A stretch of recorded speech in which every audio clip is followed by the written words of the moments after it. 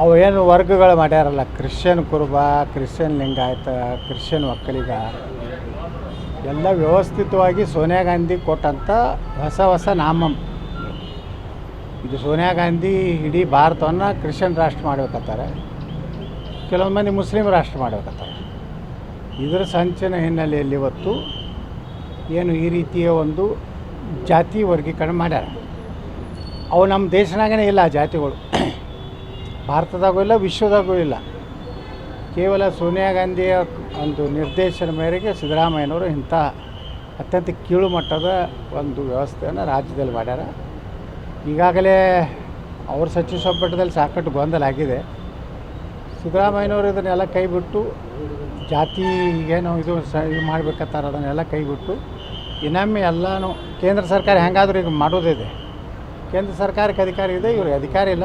ಸುಮ್ಮನೆ ರಾಜ್ಯದ ಜನರನ್ನು ತಪ್ಪು ಹಾದಿಗೆ ಎಳಿಲಿಕ್ಕೆ ಇಲ್ಲಿ ಲಿಂಗಾಯತರು ಕಡಿಮೆ ಇದ್ದಾರೆ, ಒಕ್ಕಲಿಗರು ಕಡಿಮೆ ಇದ್ದಾರೆ, ಅದು ಅಲ್ಪಸಂಖ್ಯಾತ ಮುಸ್ಲಿಮರೇ ಹೆಚ್ಚಿದ್ದಾರೆ ತೋರಿಸ್ಲಿಕ್ಕೆ ಮಾಡಿದಂಥ ನಾಟಕ.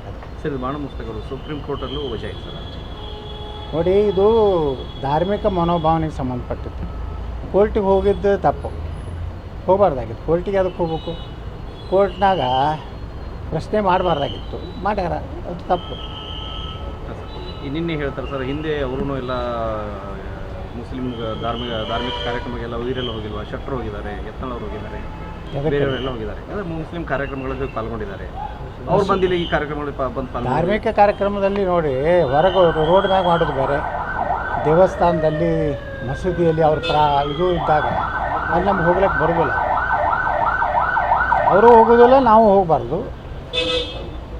ಅದಕ್ಕೆ ನೋಡಿ, ಒಟ್ಟು ಏನಾದರೂ ನೆಪ ಬೇಕಾಗಿದೆ ಅಷ್ಟೇ.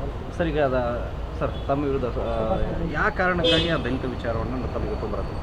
ಕೆಲವೊಂದು ಈ ಎಡಿಟರ್ ಮಾಡೋರು ಅದಾರಲ್ಲ ಕರ್ನಾಟಕದಲ್ಲಿ, ಪ್ರಿಯಾಂಕಾ ಖರ್ಗೆ, ನಮ್ಮ ವಿಜಯೇಂದ್ರ ಕೂಡಿ ಮಾಡಿ. ಗ್ಯಾರಂಟಿ ನ್ಯೂಸ್, ಸುದ್ದಿ ಖಚಿತ, ನ್ಯಾಯ ನಿಶ್ಚಿತ.